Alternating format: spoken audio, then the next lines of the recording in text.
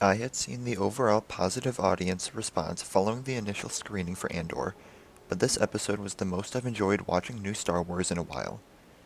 First, I'd like to say that all of these reviews are being written separately, so while writing this I have yet to see the second or third episode.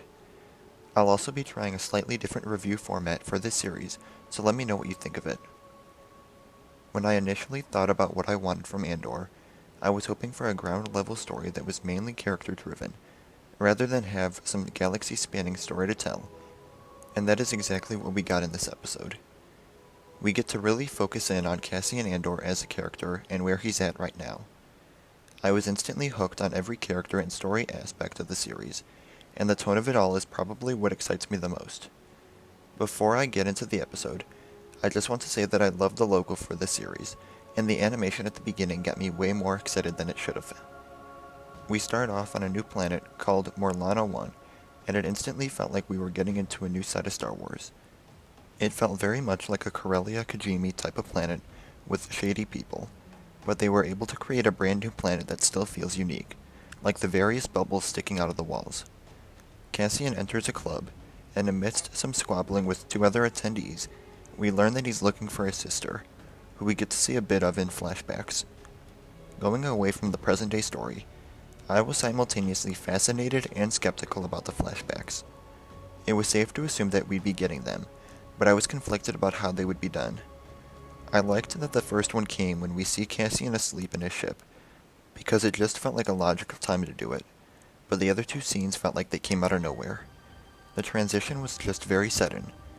I assume that we'll keep going back to Cassian as a child, so maybe by the time I watch the other two episodes today I'll get used to the style. The flashbacks themselves, on the other hand, interested me very much, part of which was likely because we as an audience don't know what they're saying to each other. We see that Cassian and his sister used to have a tight bond, with their parents nowhere to be seen, so it adds much more meaning to Cassian searching for her in the present day. We see some kind of transport crash down, and the members of Cassian's community appear to be going in to check it out when the episode ends. Cassian looks much younger than the rest of those that we see, and appears to be trying to prove his worth by helping out the others. What's interesting to me is that the planet was never named like Morlana 1 in the opening scene, so it's possible that there may be some significance to it. Based on that last shot of Cassian's sister standing alone, I could see something happening to the village while Cassian and the others are away, and now he searches for her, feeling guilty that he went off without her. It's very possible there are scenes included in the trailers that prove me wrong, but it's just some quick speculation that would add additional emotions into the story. Something that really distinguishes good Star Wars from great Star Wars for me personally is how much emotion the story and the characters make me feel. The first episode did an excellent job of setting the tone, but I still haven't gotten much from the characters, which is completely okay being that it's only been one episode. After finding no leads, Andor heads back to his ship but is trailed by the two men from the cantina. He initially plays along with the robbery, and then fights back, accidentally killing one of the men while holding the other at gunpoint, before eventually killing him as well. Based on his reaction to the man's initial death, this looks like it could be one of the few times he has killed someone in his life. We obviously don't know much yet about his life leading up to the series, but his reaction is of someone who didn't mean to kill anyone, which is much different from where we see him at the beginning of Rogue One, where he shoots an informant and an ally in cold blood in order to save himself. The scene alone did a good job of setting both the tone and the direction of Cassian's character arc throughout the series. As he finds himself in more and more trouble, he's going to have to go darker and darker and kill more people to save himself. Now on Ferrix, we are introduced to the incredible B2 emo.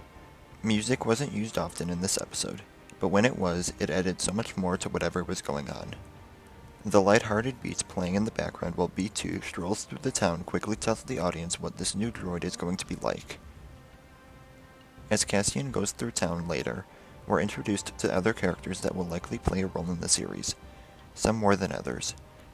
Even though I don't think he'll have any significant role, I particularly enjoyed the bantering between Cassian and the worker. He seemed very willing to tell the lie about what Cassian had been up to, and I do hope we get to learn more about him as a person. Bix and Tim, on the other hand, seem like characters that we're going to see a lot of. Tim, the storekeeper, didn't interest me all that much, but him being suspicious of what Cassian and Bix are up to will add another layer to the story. Other than Cassian, Bix was easily my favorite character in the episode, and I look forward to her being fleshed out more.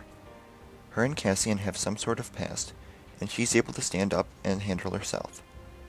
I assume that her contact is Luthen Rail, which means that one of the other episodes released today will likely include the released scene of Cassian and Luthen meeting for the first time.